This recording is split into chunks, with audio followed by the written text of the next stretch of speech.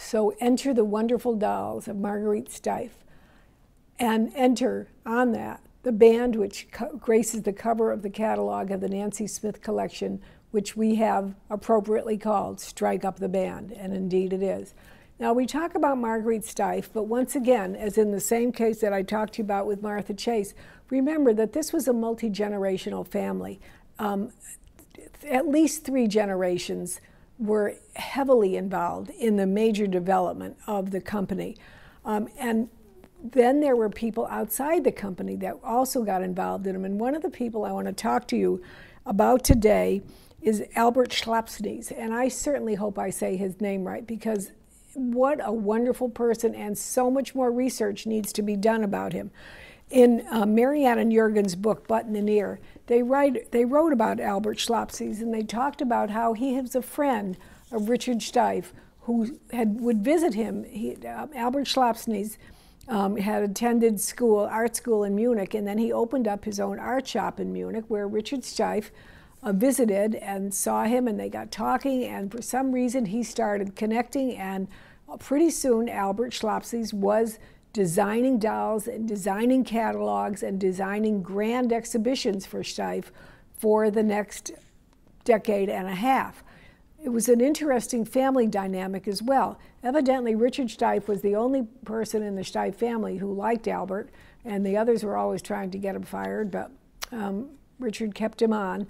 And in the grand exhibitions that the firm did throughout the world, in the US, in Germany, and in other places through the 1920s, showing what was then called the Grand Circus, the Steiff Circus, with so many characters and so many animals, these were all the designs of Albert Schlapsnys. One of the things I wanted to figure out was, but did he actually design the dolls? And I haven't been able to determine that at all, and if anyone can offer that information to me, I would be very grateful.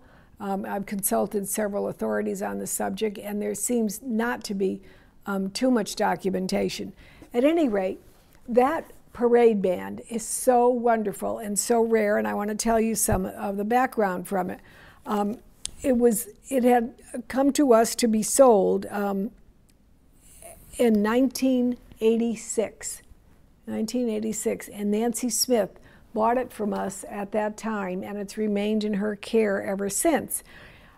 We had, when we acquired it the first time to sell it, I guess Nancy's spirit was in our head, because we wrote to the original family and said, please write us a letter telling us what you know about this remarkable set. And here is the letter that they wrote, which accompanies the set, and Nancy saved it all these years. The original family owner was Mary Donitz Hansen, and she wrote this. It's a great letter.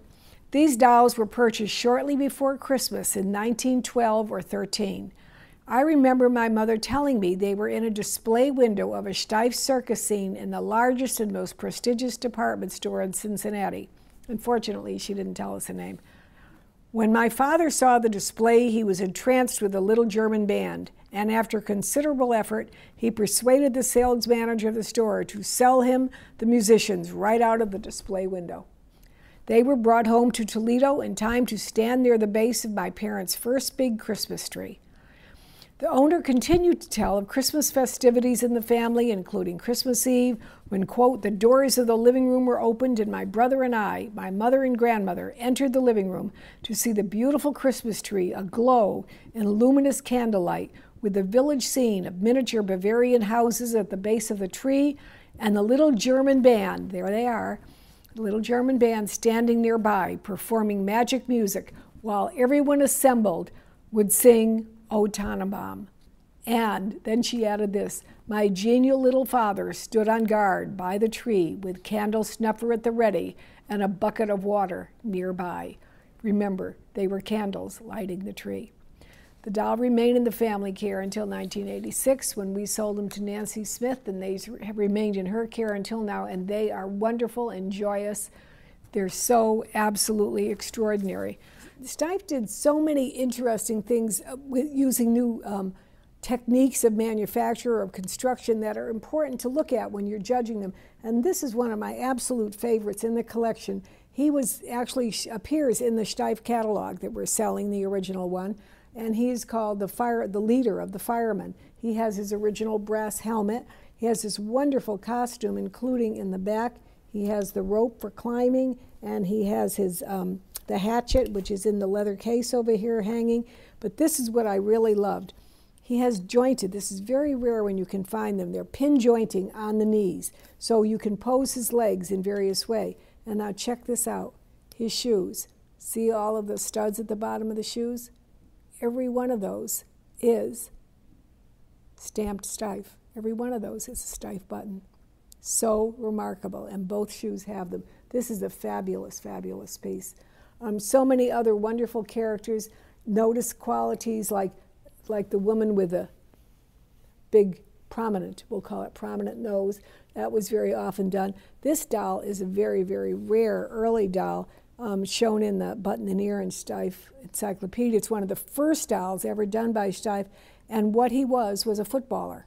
The football leagues had what we would call soccer, I guess, or I don't know what we'd call it, were so big in Europe at that time, and the players were so revered, and so they made a series of the black velvet, this is velvet, dolls that were the footballers. Their costumes are so imaginative, including the woman who was, for some obscure reason, billed as the tennis player. But look at his striped striped pants. And there's another fellow over here that has checkered pants. Look at the woman with the top knot on her hair, very, very unique right here. And that is, she was actually a German comic character, the Theriault's wife. I don't know the series, but it was a comic series in Germany in the early 1900s. And there was Theriault and then his nameless wife, simply known as Theriault's wife, and wore her hair in that distinctive upper top knot, very unique costume. And the two little rascals standing next to her, we all know who they are, Max and Moritz. So they did such wonderful characters and persons. It was grand. One of the other things they would do is whole entire presentations, and here is a wonderful schoolroom they have with the professor at the back and the students, including the bratty little boy teasing the girl, the two eager students in the front, and the girl raising her hand at the back. So many wonderful. The collection also encompasses many rare Steiff animals, early period animals that are wonderful. And this little cat happens to be one of my favorites, so I just thought I would show him to you with the name Steiff printed on his neck ribbon. So many wonderful pieces like that. Nancy's collection is so remarkable because you don't see everything at first. And then when I was working on cataloging it, I would constantly be surprised at little nuances that would come out on a subject that, oh, that's what made it really special. I knew I loved it, but I didn't know it had this little feature as well. And that little printing on the neck ribbon is a really important part of it. So talking about insurgents in Toyland, Elena di Scavini, whom we know as Lenchi, was certainly an insurgent in Toyland.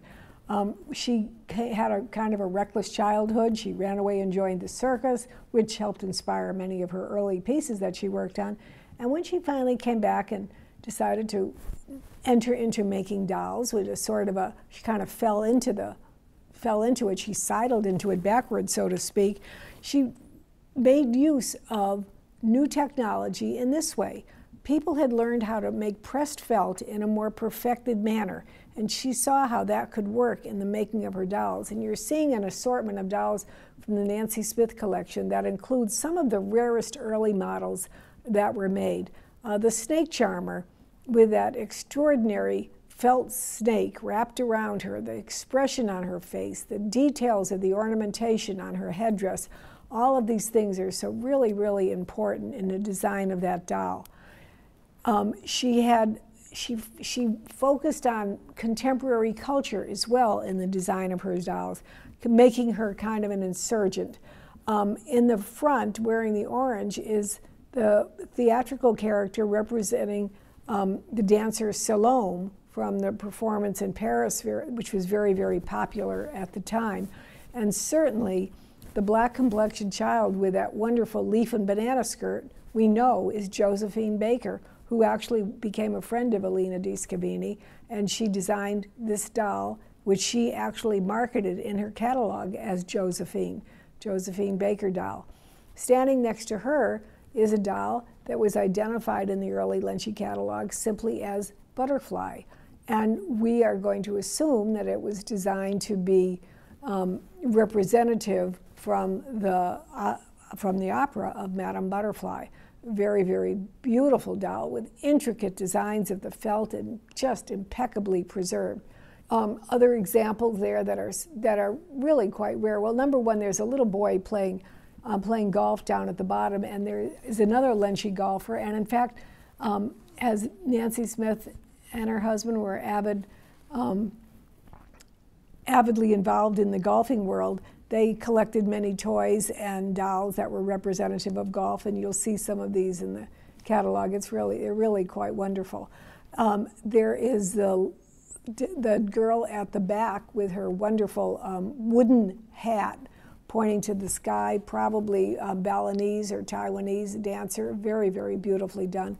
Little black child with the hand-painted carved wooden ornaments that he has with the necklace and all, very, very wonderful.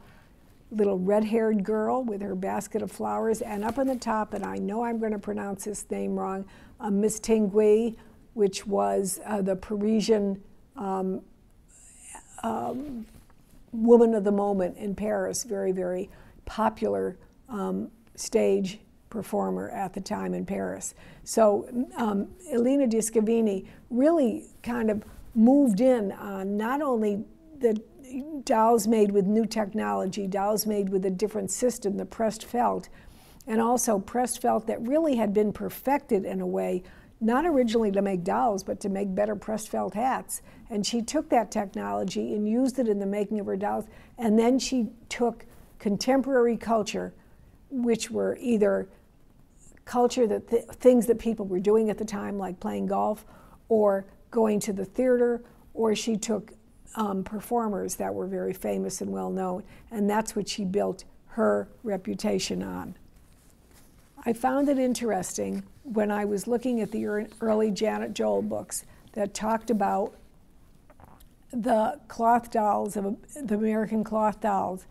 I was so intrigued that Janet Joel in that book included the early cloth dolls of Dorothy Heiser, because this is not, I would not have thought of something being in this chapter, and I cannot help but wonder if Nancy Smith in her early collecting was not influenced by what she read in these books, and she sought to acquire dolls by these particular doll makers. In going over Nancy's notes of what she had left about her various dolls, I also think that she had some acquaintance either with Dorothy Heiser or with a close friend of hers who had owned many of her dolls, and that Nancy was able to acquire directly. So that's why she has so many rare examples. I think there are like 20 Dorothy Heiser dolls in the collection, and I'm showing here just a few examples of them. On the top, of course, is King Henry VIII. And then we're seeing several of the wonderful women that were made. And I will tell you, that woman on the right, if anyone has the patience, I would give somebody a $100 bill if they could have the patience to sit down and count how many beads appeared on that costume, because it is absolutely extraordinary. It's extraordinary.